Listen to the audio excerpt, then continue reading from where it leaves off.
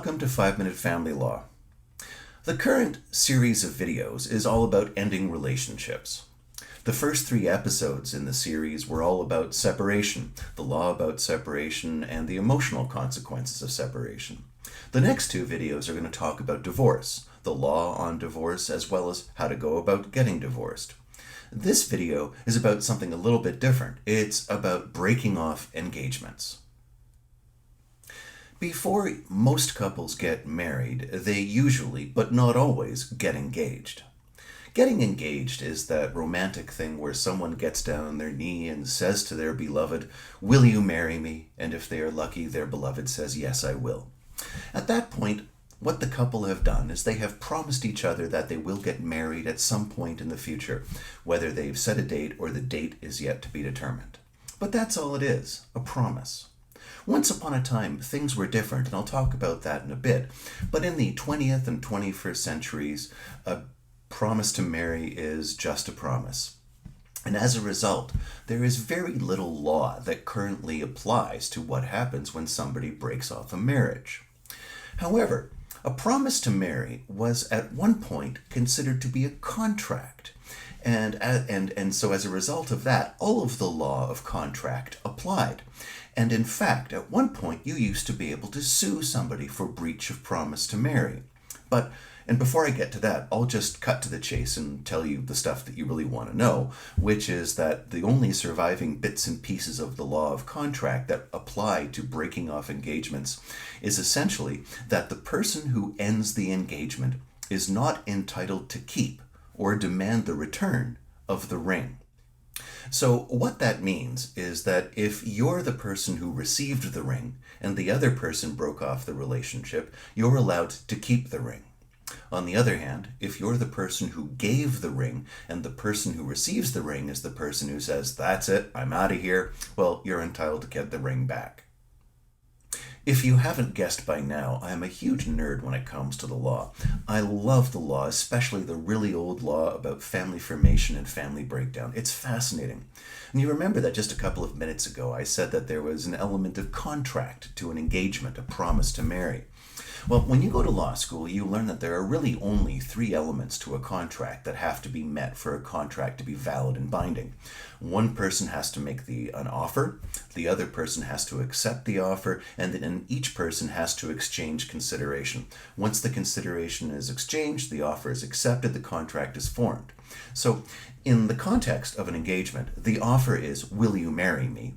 The acceptance is, "Yes, I will." And the consideration, in addition to the future marriage of the couple, is the exchange of the ring. And that's why the person who breaks the engagement off isn't entitled to keep or demand the return of the consideration, the ring.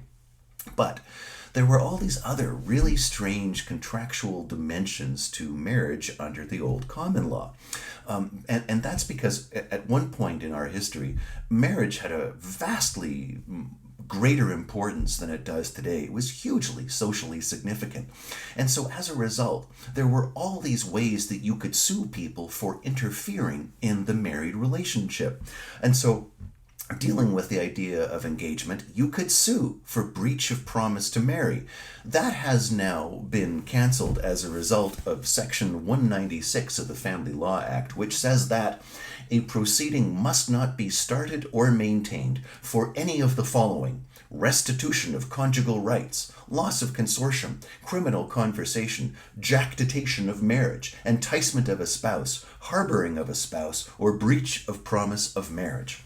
And in fact, in one of my old law books, this one here, called Eversley on Domestic Relations, one of my favorite books, there is an entire chapter devoted to actions for the breach of promise of marriage. And it goes on at incredible detail about the things you had to do in order to be able to sue for that.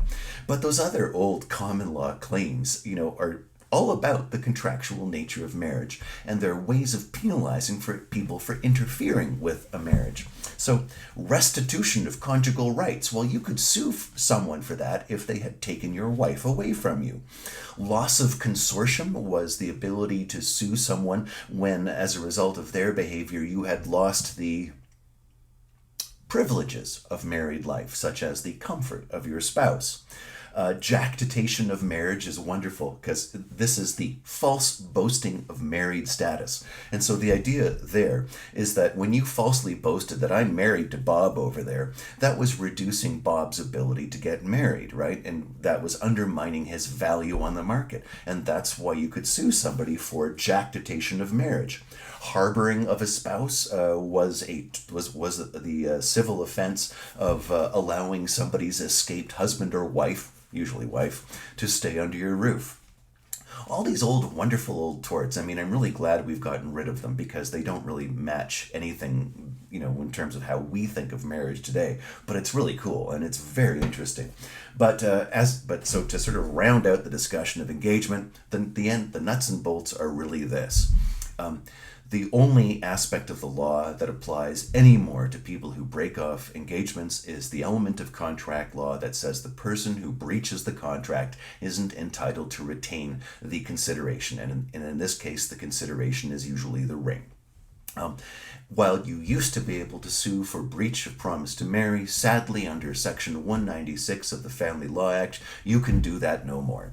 And that really is the entirety of the law about breaking off engagements.